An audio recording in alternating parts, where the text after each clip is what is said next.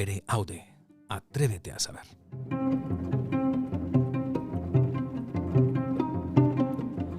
El programa para esas personas curiosas, ávidas de aprender, de conocer cosas nuevas.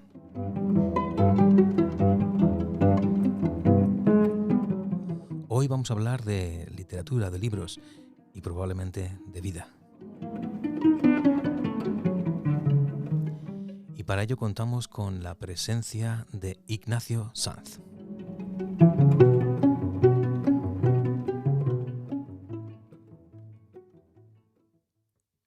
Muy buenos días, Ignacio. Buenos días, Michael.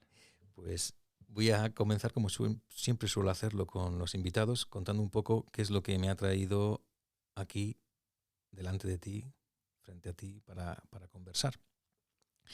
Tengo que decir que nos hemos conocido hoy, no nos conocíamos antes, hemos hablado por teléfono un par de veces y yo no conocía tu existencia hasta hace poco más de un mes, que fue por medio de Jesús Martínez, más conocido como Jesús Alcaraván, librero del pueblo Urueña, de la Villa del Libro, quien me habló de ti. Bueno, más que de ti, me habló de uno de tus libros, que era Coser y Cantar.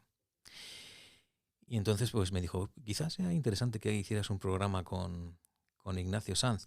Y yo le dije, sí, pero antes tengo que leer algo, porque si no, no puedo hacer un programa con alguien a quien no conozco, y menos aún si no conozco su obra. El caso es que el tiempo pasó, no mucho, como he dicho, un mes más o menos, y me hice con uno de tus libros, que es Voces Remotas. Lo leí y entonces te llamé y hemos quedado hoy para hablar de libros, de literatura. Yo creo que va a ser un poco también hablar un poco de lo que, como he dicho anteriormente, de vida, porque sé que eres un gran orador, un gran narrador, y me gustaría que empezásemos, como siempre, por el principio, que es ¿quién es Ignacio Sanz? Bueno, pues Ignacio Sanz soy yo, claro, pero nací en Las Tras de Cuéllar, un pueblo de Segovia, hace ya 69 años.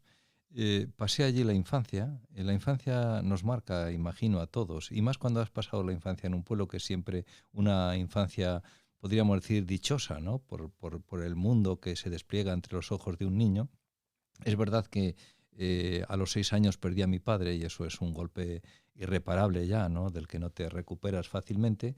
Y luego, a los 14 años, mi familia emigró a Madrid, es decir, mi madre y mis hermanos, y yo llegué a Madrid y allí hice el bachillerato elemental, el bachillerato nocturno y la carrera de sociología. Y todo esto lo hice además por las noches, ¿no? Y al tiempo que además hacía eso, que trabajaba, aprendí también en la Escuela de Cerámica de Madrid un oficio, no un oficio, en realidad era una práctica de tipo artístico, que era la alfarería, pero yo no estaba matriculado, iba simplemente como alumno libre a torno. ¿Y por qué lo hice esto? Pues porque en mi pueblo había habido 6, 8 alfareros, y yo de niño quedé fascinado frente a la rueda del alfarero, dando vueltas como de aquella pella de barro informe. De pronto salía un botijo, salía un puchero, un cántaro, y vivía fascinado con esta idea. Y teniendo en cuenta ya que se iba a perder, y que se había perdido, de hecho ya no había alfareros, pero en plan romántico, porque soy muy duro de oído para la música, pues en un par de horas que tenía entre mi horario de laboral y la universidad, fui a estas clases con mi maestro alfarero, que era Rafael Ortega, un extremeño. Y bueno, al final, cuando acabé la carrera, tenía también casi 2 oficios, porque él me pidió que fuera profesor ayudante suyo en la facultad, en la Universidad Autónoma de Madrid, que se daban clases allí de alfarería. Y total, que al final me incliné por este oficio y me vine a Segovia. Me casé entre tanto con Claudia de Santos, mi mujer. Nos vinimos a vivir a Segovia y he desarrollado, creo que dos trabajos, si se pueden decir así, uno como alfarero y otro como escritor. Al principio más como alfarero, y luego los inviernos los dedicaba más a escribir, y ya en los últimos años casi abandoné la alfarería para dedicarme por completo a escribir y a narrar, porque también he sido narrador oral. Permíteme que, para quienes nos estén escuchando, les describa el lugar en el que estamos. Estamos en lo que fue tu taller de alfarería, concreto en una habitación en la que veo por aquí libros, mucho Pío Baroja, mucha fotografía de Pío Baroja, Antonio Machado, también Picasso. Es aquí García Lorca. García Lorca. Bueno, este es el sitio en el que, a pesar de que ya estás jubilado, me dijiste como alfarero, Sí. aquí es donde escribes. Efectivamente, pero ya lo hacía también cuando era alfarero, porque esta es la última planta. Mi casa es muy peculiar, es muy pequeñita, casi la escalera se lleva el 30% de cada planta, y luego te queda pues eso, un 70%, que es cada una habitación en cada una de las plantas, y en la última pues no hice nada de alfarería o relacionado con alfarería, sino que puse una mesa. Bueno, puse una mesa aprovechando una antigua máquina de coser que era de las antiguas inquilinas que vivían aquí, y entonces sobre la máquina de coser hice un tablero con, en fin, con madera de mi pueblo, de las Tras de Cuéllar, de pino, que es una tierra estamos en la tierra de Pinares, y bueno, este ha sido también mi estudio de invierno para escribir. De hecho, pues no sé, habrá más de 60 o 70 libros que han sido escritos aquí, en este estudio. Exactamente. Y es el lugar que he conocido yo. No sé, no recuerdo si he mencionado antes que estamos en Segovia. Ah, bueno. Porque estamos hablando, me he desplazado a Segovia para venir aquí a tu estudio y conocerte en persona, por supuesto. Y la razón por la que quería venir y conocerte en persona es porque yo soy, voy a decir, bastante lector. Leo mucho. Pero suelo decir que leo libros de muerto, es decir, de escritores que han muerto hace ya muchos años, incluso siglos, unos cuantos siglos. Leo poco de literatura actual de escritores vivos, por así decirlo. No sé si esto está bien o está mal. Leo mucho a Juan Bonilla, a Andrés Trapiello, entre otros pocos, pero el resto son todos, como digo, escritores ya fallecidos hace muchos años. Y quizás en mi foro interno la razón de que haga eso es porque creo que la literatura que mejor se ha escrito es literatura de hace muchos años. Puede que esté equivocado. El asunto es que cuando Jesús Alcaraván, el librero de Urueña, me habló de ti, me picó la curiosidad y me puse a buscar un libro en Madrid tuyo, y el que encontré, pues, digámoslo así, más a mano para tener un pequeño, digamos, una pequeña muestra de tu escritura, fue Voces Remotas. Y tengo que decirte que me encantó. Y mi primera reacción fue, mira, hay gente viva que escribe bien. Entonces me gustaría que hablásemos un poco de Voces Remotas, que es un libro, son relatos que hablan de todos ellos de personas que vienen de lo que hoy en día se conoce como la España vacía o la España vaciada, digamos la España despoblada. Sí, bueno, este es un libro que posiblemente sea continuidad de Una tierra mansa, que es un libro que se publicó aquí en una pequeña editorial de Segovia, y también continuidad de un trabajo de campo. ¿Por qué? Pues porque el trasfondo de todos los relatos es un mundo rural en declive, en decadencia absoluta, y eso es el mundo que yo me encuentro cuando los fines de semana voy a mi pueblo y veo lo que hay allí. Bueno, a mi pueblo, que ahora es el pueblo de mi mujer, que es Muñoveros, ¿no? Pero también voy por el mío. Quiero decir, esa sensación de que tú has pasado la infancia en un lugar feliz y ahora ese lugar está prácticamente despoblado, con todo lo que eso significa. Pues Voces Remotas, aunque están localizadas en lugares ficticios, ¿no? Quizá el lugar que más aparece es Valdepinos. Valdepinos es un correlato de un pueblo de tierra de Pinares que podría ser perfectamente las Tras de Cuéllar, ¿no? Que, por cierto, tuvo 8 escuelas, 4 de niños y 4 de niñas, y ahora, hace 2 años, se cerró ya la única unitaria que había, se cerró. A mí ese mundo, pese a que está ya muy lejos y pese a que he viajado mucho por el mundo, ¿no? En fin, que soy una persona, creo, cosmopolita, ¿no? Que no tengo y que leo autores franceses, ingleses, norteamericanos y tal. Bueno, pues ese es mi mundo. Yo sé que ahí es donde late mi corazón a más velocidad. Y entonces me encuentro siempre con historias que me sorprenden, historias paradójicas, a veces con una pequeña frase, ¿no? Como con un relámpago, pero yo sé que ahí detrás hay un relato. Mi hermana me dice que le debo buena parte de las historias estas porque efectivamente mi hermana tiene casa en Lastras, va por allí y siempre me cuenta historias sorprendentes, ¿no? Historias que digo, ¡hala! Y dice, bueno, si la escribes esta, convenientemente deformada, claro, para que no se note, pero yo sé cuál es el impulso. Dice, espero que me des el 10% de tu 10%, ¿no? Todo esto me lo dice en bromas, como es lógico, ¿no? Ya. ¿Qué es lo que te lleva a ti en un principio? Que también escribes literatura juvenil, tienes bastantes libros de literatura juvenil, como he dicho. ¿Qué es lo que te lleva a querer expresarte mediante la escritura? Bueno, pues primero mi fascinación, como tú, por la propia literatura. Es decir, yo en Madrid tuve la suerte de que éramos pobres y entonces mi madre se negó a tener televisión cuando incluso ya podíamos tenerla, porque bueno, nuestros trabajos y nos daba... Ella tenía como una obsesión que la televisión iba a ser un elemento perturbador en casa y dijo hasta que tu hermana, que era la pequeña, no acabe sus estudios, que estudió enfermería, dice, aquí no va a llegar la televisión.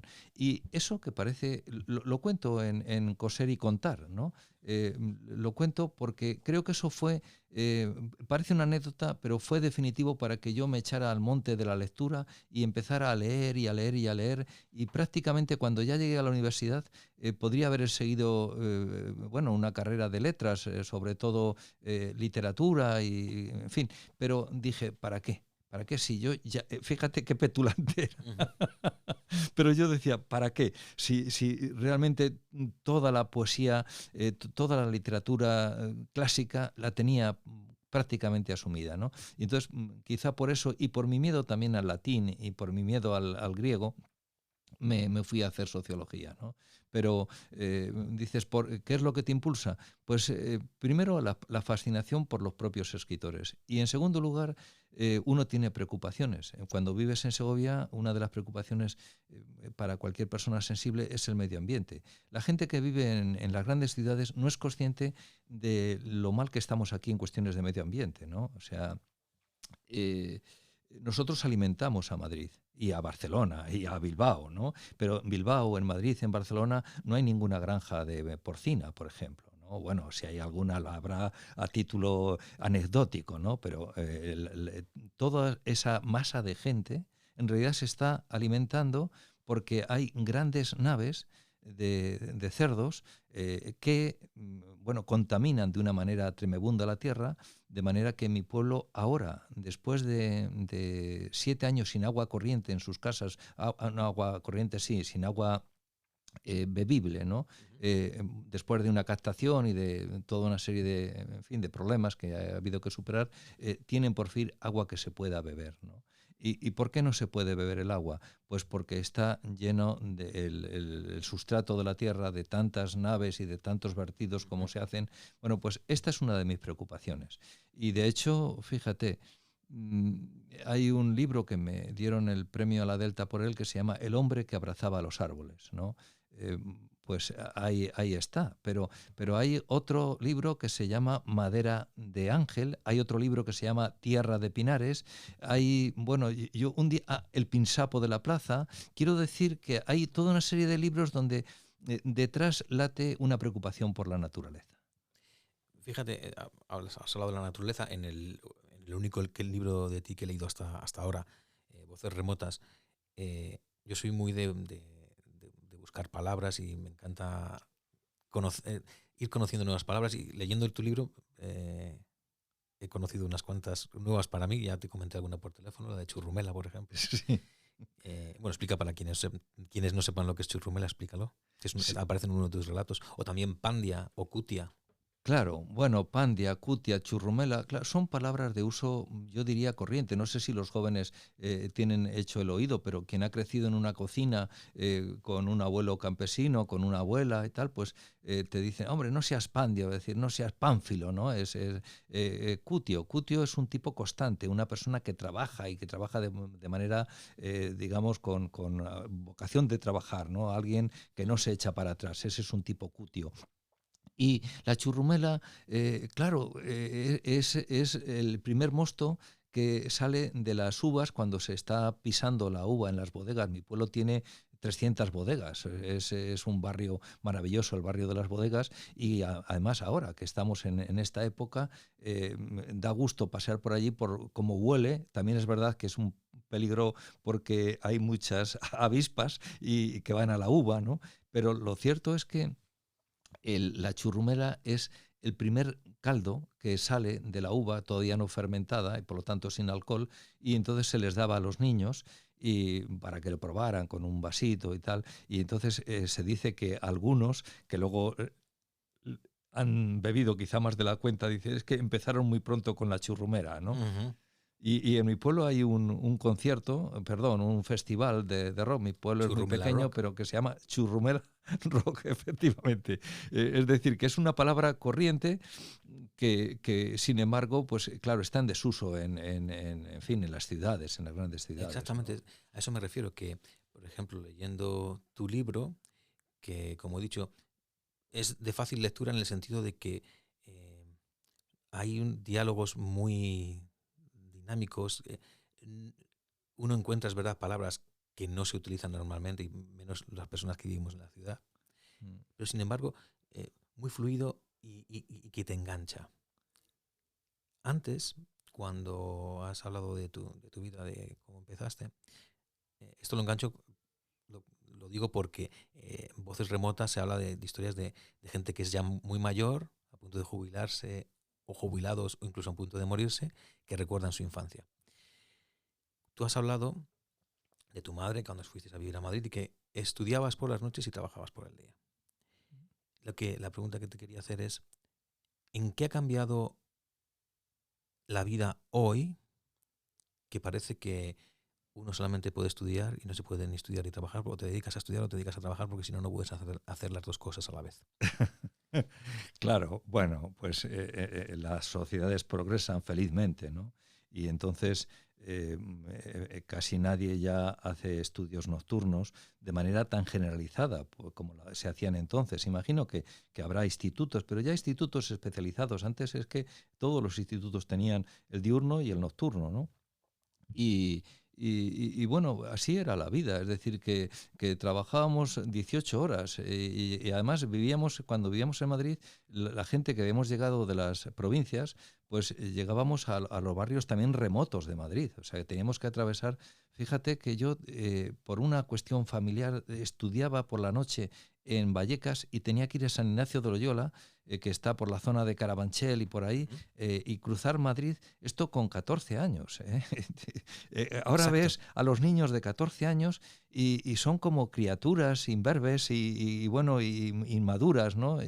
Bueno, pues esto lo hacíamos, yo no sé cómo lo hacíamos, pero así era la vida y eso nos ha espabilado también, ¿eh? Yo creo que tampoco es malo todo eso, porque eso te permite madurar.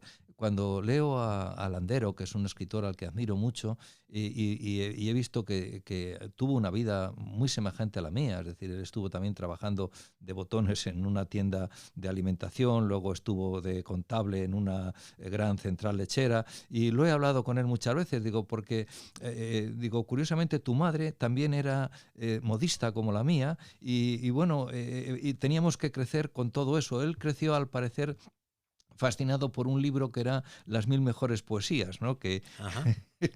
Que ahí aprendió buena parte de los recursos y sobre todo de todo el caudal de palabras que tiene, que es de una riqueza deslumbrante, ¿no? Bueno, pues yo creo que también viví una vida así y podíamos decir ahora que era dura, pero no era tan dura, o yo no la considero tan dura, aunque soy consciente comparada con los de ahora. Y cuando leíamos, pues en el autobús, en el metro, digamos, todo se aprovechaba y luego los fines de semana además, pues ibas a la sierra, en fin, a ocupaciones que no tuvieran mucho gasto, ¿no? Porque había que se trabajaba lógicamente para ayudar en casa. Es decir, que ese sueldo que uno ganaba lo entregaba íntegramente en casa. Así era la vida.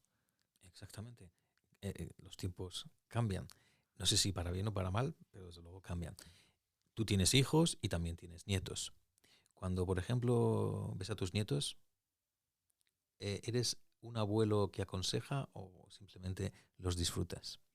Bueno, a veces es inevitable aconsejar. Entiendo que uno no puede ser pesado y darles la lata y decirles tenéis que leer mucho y tal, pero claro, inevitablemente uno piensa que si tuvieran un enganche, no se sabe cómo, ¿no? Porque es casi un prodigio que un libro te descubra el mundo y a partir de ahí quieras descubrir otros muchos libros para seguir descubriendo el mundo, pero lo cierto es que yo les veo a veces aterrado cuando vamos a su casa, pues hay una montaña de juguetes de plástico que es algo que me aterra, ¿no? Porque no es un juego, sino otro y otro y otro, y llegan los cumpleaños y los amigos a su vez les regalan, y es todo un mundo que me parece un poco artificial y bueno, y siempre hay como una música de fondo. Ayer había una feria de cerveza, mis hijos son cerveceros, y me marché, fui allí a verles y tal, pero ¿qué pasaba? Pues que hay una música ambiente, una música horrísona, algo que me repele, ¿no? Porque uno no puede estar civilizadamente en un lugar y escuchar esa música. Y digo, pues es que el mundo es así, pero claro, ese mundo que es así, a uno, si se empeña en ser fiel a sus principios, le aparta, le orilla, le echa a un lado. Pero yo prefiero estar echado a un lado. Recuerdo una frase de un filósofo que me impresionó, un filósofo italiano, no recuerdo el nombre, pero me impresionó porque decía, el que soporta el ruido ya es un cadáver, ¿no? Uno se Ajá. resiste a ser un cadáver. Oye, la frase es buena. A lo mejor es de Elias Canetti, no lo sé. O de... No, No, no, no, no. era un filósofo y un periódico de Madrid se hacía eco Ajá. de su presencia en alguna conferencia, pero no recuerdo el nombre del filósofo y sin embargo la frase, bueno, por esta manía que tengo por el silencio, se ha Eh, quedado conmigo. bien. Cuéntame un secreto. ¿Cómo se puede escribir más de 60 libros, ser alfarero, formar una familia, tener hijos, tener nietos y hacer todo eso a la vez? Bueno, pues quizá dejando algún flanco por ahí al descubierto. Es decir, eh, yo tengo una mujer prodigiosa que me ha aguantado todas estas obsesiones, porque esto es una obsesión. Escribí un libro que era un diario que se llamaba La obsesión del invierno, ¿no? Porque escribir es una obsesión, ¿no? Y es muy posible que si no hubiera tenido una compañera al lado que hubiera tenido una mirada tolerante hacia todo este mundo de la creación, en los fondos de la creación, pues no sé, a lo mejor no había podido hacer esta obra, pero ella me ha respetado siempre.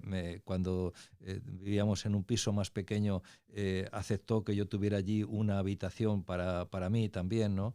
Y bueno, eso de la habitación propia, ¿no? Pues ella lo ha aceptado y por lo demás, pues haciendo una vida social muy contenida, evitando en la medida de lo posible, porque todo lo que echas en ese mundo de encuentros, de fiestas y tal, lo estás restando para la creación, ¿no? ¿Has renunciado a muchas cosas en tu vida? No, no, en absoluto. Esencialmente creo que no. He renunciado cuando era más niños y no tenía dinero y no me podía permitir comprar un libro. Ahora mi casa es una biblioteca, está llena de libros porque aparte de los que compro me llegan los libros de los amigos, me llegan los libros he sido también crítico literario y entonces me llegan de las editoriales, en fin, mi casa, digamos, podríamos decir que es como el remate de un sueño, ¿no? Que está llenita de libros. ¿A qué no renunciarías jamás? Bueno, hombre, no renunciaría pues a la libertad, por un lado, porque en eso sí que hay que ser tajante, y no renunciaría pues a ese espacio que cada uno debe de tener, ese huertecito que cada uno debe cultivar para fomentar su parte espiritual, ¿no? Hablemos ahora de dos de tus libros que tengo aquí delante. Yo no los he leído todavía. De uno sé como dije al principio, Jesús Alcaraván, Jesús Martínez, que es Coser y Cantar, Coser y Contar, que es con el que hablas, en el libro del que hablas de tu madre. Efectivamente, sí. Me gustaría que nos hablases de tu madre. Bueno, es un libro que, como quiera que el relato dedicado a mi madre, que es Santa Felicitas, la elevo a los altares, tenía como 80, 90 páginas y no daba para un libro, le incluí ahí los 6 o 7 relatos que había escrito durante la pandemia. Mi madre también murió durante la pandemia, aunque no de la pandemia, ya murió con 95 años, y bueno, el dolor de una muerte tan próxima para cualquier persona, ¿no? Se muere tu madre, pues para un escritor es fácil repararlo. Digo, es fácil, es relativamente fácil, y es que uno se encierra. Yo estuve 3 meses tratando de hacer un monumento a mi madre con palabras, y ese monumento pues es un poco la esencia de su vida, todo lo que ella vivió, viuda desde los 34 años y tirando para adelante de una familia con 3 hijos, como tantas familias que llegaron a Madrid, a Barcelona, a Bilbao, en condiciones verdaderamente heroicas, ¿no? Pero yo creo que es bueno dejar constancia también para la gente joven de dónde venimos, ¿no? Que ahora por cualquier cosa nos sentimos heridos y hay que tener un cuidado tremendo con las palabras y todo está lleno de peligros y tal. Bueno, pues hay que saber que debemos mucho de nuestra comodidad y de, en fin, el nivel de vida que tenemos a pesar de las carencias, ¿no? A esta generación de después de la guerra. Dijiste al principio que perdiste a tu padre siendo tú muy niño. ¿Te queda algún recuerdo?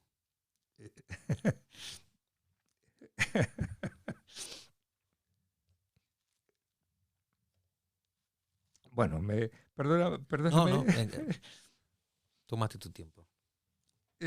Claro que me quedan recuerdos, aunque muy leves, ¿no? Pero tengo la suerte de contar con unas fotografías. Y son maravillosas las fotos, ¿no? Porque digamos que las fotos te permiten eh, recuperar esa imagen que tú ya has perdido, ¿no? Y nada, perdóname. No, no, al contrario.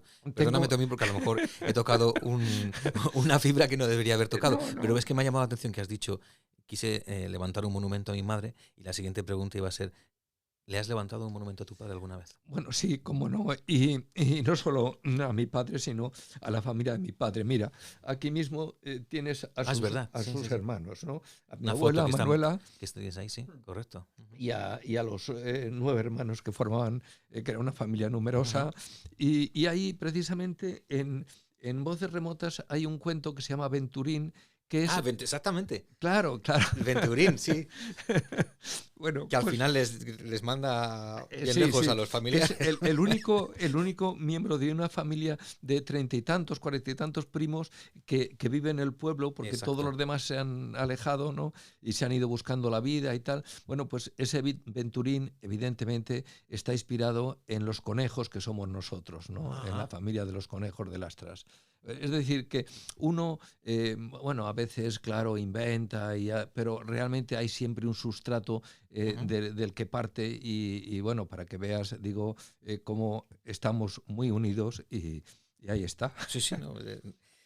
Y luego también tengo aquí otro libro que es Todos queremos beber cerveza. ¿Tienes algo que ver con que tus hijos sean cerveceros? Bueno, claro, en realidad este libro se lo debo a ellos, ¿no? Porque hace 10 años montaron una pequeña fábrica artesana que se llama San Frutos y ellos me traían historias, ¿no? Ellos estaban también en aquel momento fascinados, viajaron por Alemania, creo que por Austria, compraron en Austria una enllenadora de segunda mano que tenía ya 50 años, vinieron con ella en un camión y bueno, me vinieron trayendo historias cerveceras muy bonitas y yo dije, hombre, este es una oportunidad, ¿no? ¿Y qué puedo hacer yo? Pues ¿qué puede hacer un padre que tiene dos hijos cerveceros? Escribir buena parte de esas historias, inventarme algunas también, porque algunas son inventadas, investigar también sobre cuándo llega la cerveza al mundo, los orígenes, y leer. Hay una novela maravillosa que es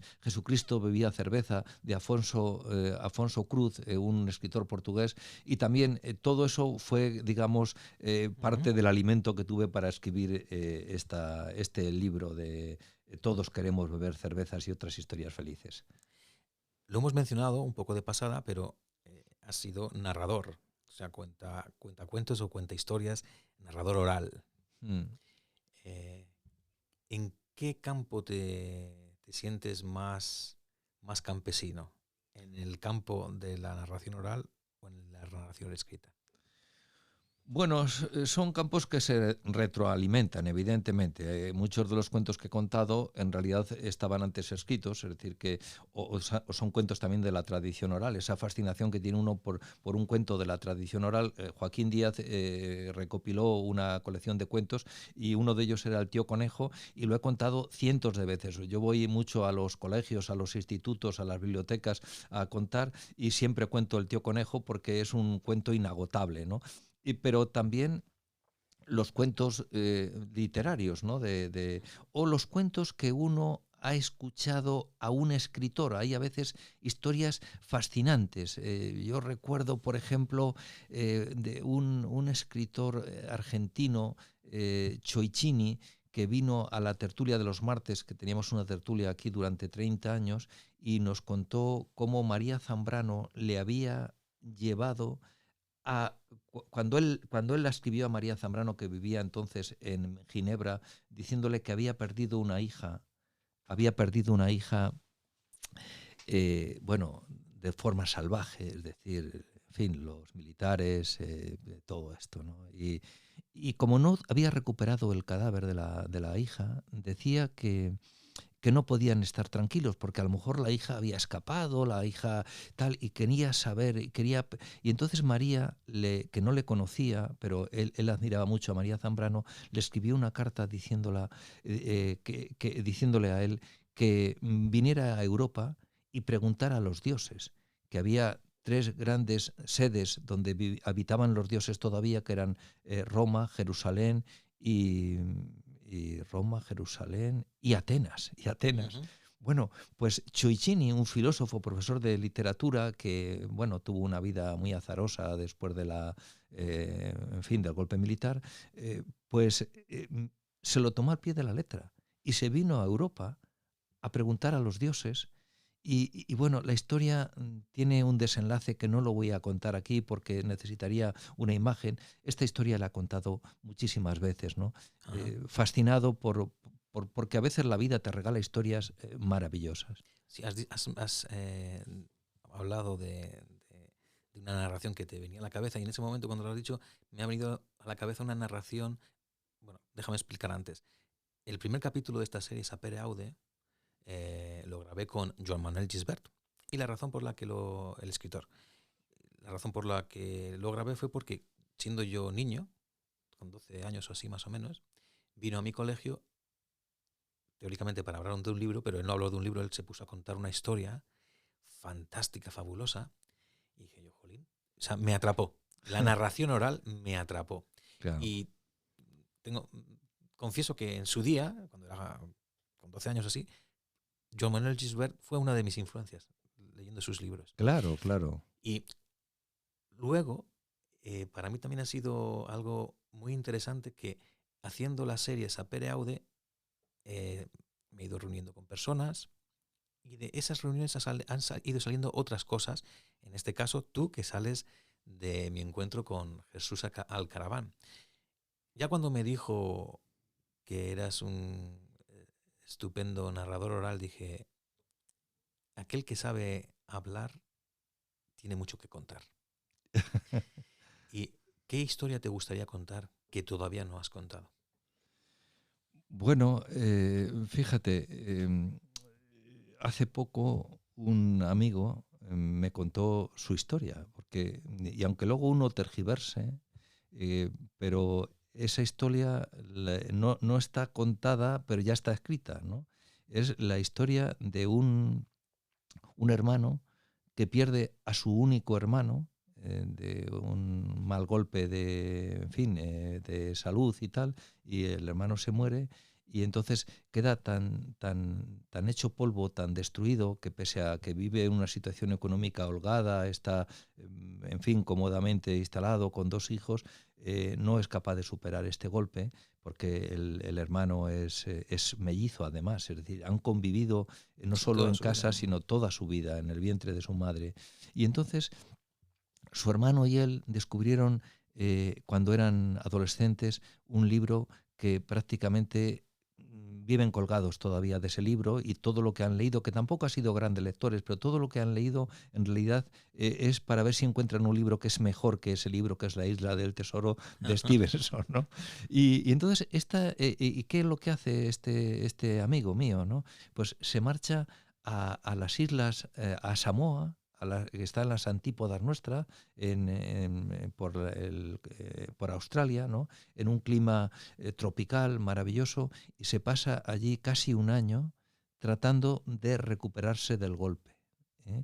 Y bueno, pues esta historia la cuenta ahora en mi último, es un manuscrito, la cuenta su hija, que vive también fascinada, y vive fascinada y vive también asombrada por ese año que han pasado en una isla Ujú. remota, ella y su hermana yendo a la escuela cada día, al colegio, ¿no? Pero su padre tratando simplemente de curarse allí, a la sombra también del Museo de Stevenson en Samoa, ¿no? Y luego, digamos, esto le ocurre cuando la niña tiene 9, 10, 11 años, pero luego la chica ya está en el instituto, y ella es la que cuenta la historia, porque además está tratando de ayudar a parar, digamos, el desenfreno este medioambiental que tenemos también en provincias como Segovia, y para eso, con la ayuda de una profesora, en un vivero que hay en un instituto, que esto es real, en el Instituto Andrés Laguna de aquí hay un vivero, y entonces empiezan a plantar semillas y plantar semillas para que con esas semillas luego después puedan repoblar algunos de los bosques que lo necesitan. Ignacio, ¿supera la realidad la ficción? Bueno, hay una afición que es muy disparatada, que es todas estas obras que nos llegan ahora, donde los hombres vuelan, las ranas hablan, tal.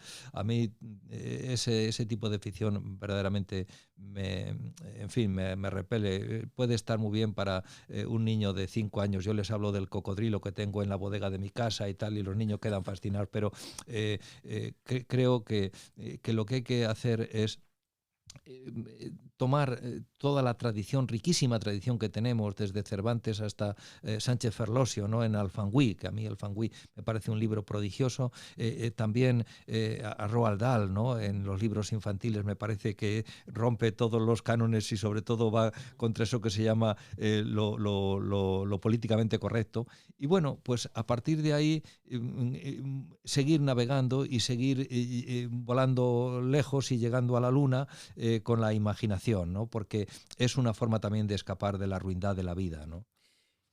Una de las cosas que a mí me llama la atención cuando leo, primero tengo que decir que es un privilegio poder leer un libro y encontrarte con quien lo ha escrito, que en este caso eres tú.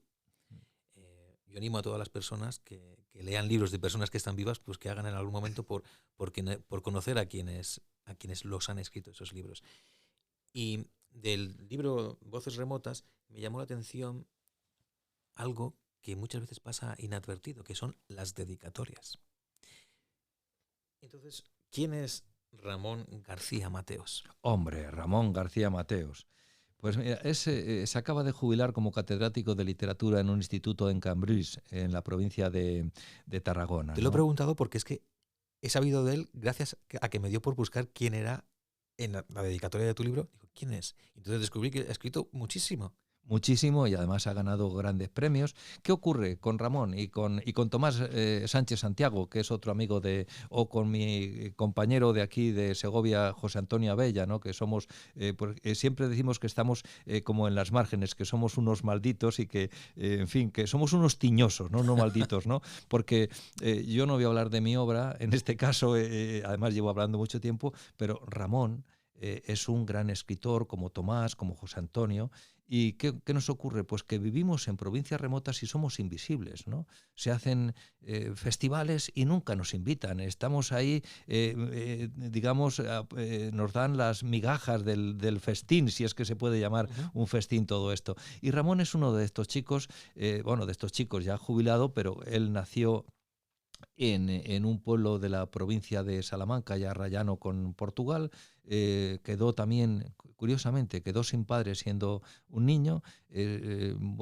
Pasó a Galicia durante un tiempo y luego su familia desembocaron en Tarragona, y allí ha hecho su vida y ha hecho una obra extraordinaria como crítico. Por ejemplo, las obras completas de José Agustín Guitisolo, al que él conoció mucho y promovió a Paco Ibáñez y en fin, a muchos grandes escritores, son obra suya, ¿no? Y luego es un gran narrador y un gran poeta, ha ganado muchos premios tanto en España como en el extranjero. Pero ¿qué ocurre? Pues que vive allí, en una especie de, en fin, lugar remoto, ¿no? Por eso lo de voces remotas también se corresponde no solo por los personajes, sino por la vida que llevamos los escritores, que, bueno, trabajando creo que dignamente, pero no somos visibles. Yo solo soy visible, tengo alguna visibilidad en el mundo de la literatura infantil. Ahí sí que, bueno, me invitan y hago viajes, y incluso el propio Cervantes me ha invitado a veces, pues no sé, a Marruecos o a Túnez,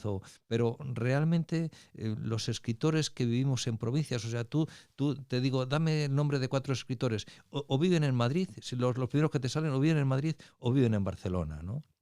Uh-huh.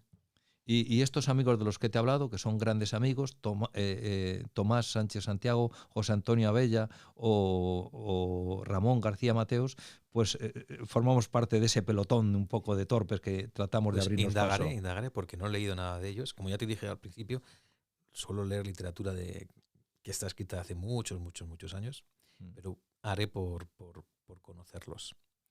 Sus libros y si puedo, también a ellos en persona. Una de las secciones fijas que tengo en este programa de Atreves a Saber, Sapere Aude, es la de preguntarle al invitado qué libro recomendaría. Bueno, claro, esto es un compromiso, y por otro lado es algo también recurrente, porque te piden con frecuencia qué libro, ¿no? Pues yo ahora recomendaría precisamente de estos amigos de los que acabo de hablar. Hay un libro de Ramón García Mateos que se llama Comer, vamos a ver.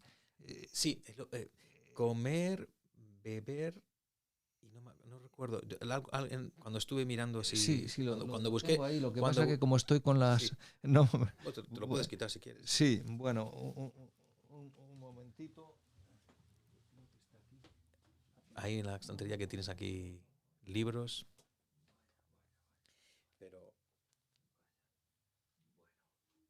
en cualquier caso sabes que vivimos en el mundo de la tecnología y buscando en internet se puede descubrir. Comer, beber y contar. Comer, beber y contar, ¿no? Ahí está, ahí lo estoy viendo. Bueno, pues es un libro extraordinario porque él combina recetas de